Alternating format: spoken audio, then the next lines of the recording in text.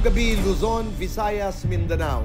Ang tanong ng Pilipino, sagot ng Cayetano in Action. Tanong ng Pilipino sa Hong Kong. Pwede po bang tanggalin as beneficiary ang asawa? May record na po siya sa barangay with the mistress at may PAW po bang mag-handle ng legal separation? Doon sa SSS at saka sa pag-ibig. Nasa batas mismo ng SSS na yung beneficiary, yung asawa. Wala man sa batas ng pag-ibig, pero both in SSS at pag-ibig, meron silang rules and regulation. At nakalagay doon, kung papalitan mo na ang spouse mo as beneficiary, kailangan may proof ka na na-dissolve ang inyong marriage, o kaya, ibig sabihin na annul, o kaya kayo'y nagkaroon ng legal separation, or kung yumao na yung asawa. So, hindi mo basta mapapalitan iyan. Protection din kasi na mag-asawa yun eh. No? So, alam ko na kapag kayong asawa ay nagkaroon ng iba, gusto mong tanggalin, di ba? Pero yung iba naman kasi, parang yung kanilang number 2 ang nilalagay na beneficiary.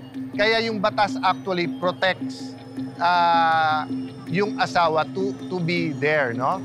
So, nagtanong ka na rin kung PAW ay pwede mag-handle ng legal separation. Kasi obviously, kino-consider mo na yan. At pag nagkaroon ng legal separation, yan na ang pwede mong ipakita sa SSS para palitan yung beneficiary.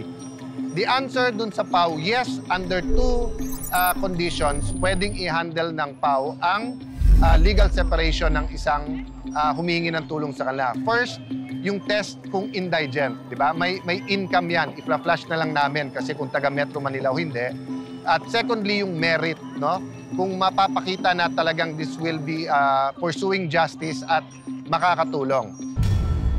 Mga di mapanatag na tahanan, agarang inaksyonan sa Cayetano in Action 2.0.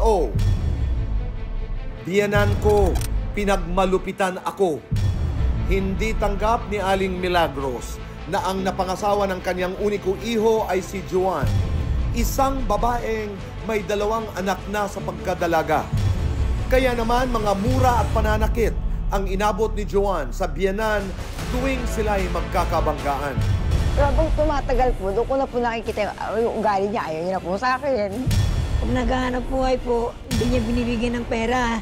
Sinusugal niya po. Tandaan, di kita kaya tanggapin. Nga daw po ako eh. Kaiyan niya, kaiyan ko rin. Ang asawa at ang biyanan nagharapan sa face-to-face. Perwisyong tindahan, inalmahan. Ang payapang tahanan ni Juanito nabulabog nang biglang nagkaroon ng tindahan sa likod ng kanyang bahay. Ang usok ng mga naninigarilyo, ang ingay ng mga nag-iinuman, perwisyo ang dulot sa kanya at sa buong niyang pamilya. Kaya napuno na si Juanito at lumapit sa atin. Ang payo ni Kuya Alan, alamin. Flight attendant at ang pangarap niyang bituin, aabutin. Mga tips at advice kay Kiel Gonzalez, isang FA na nagsisikap para maging mas malaking artista. Iisa-isahin sa Ask Boy Abunda.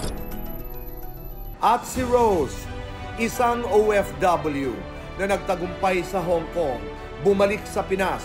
Ang tulong niya sa mga kapitbahay, libreng gulay sa kanyang Natural Organic Garden Inc. Ang anlipita sa payatas ni Rose Dalina, kikilalanin sa salamat. Solusyon, inspirasyon at aksyon.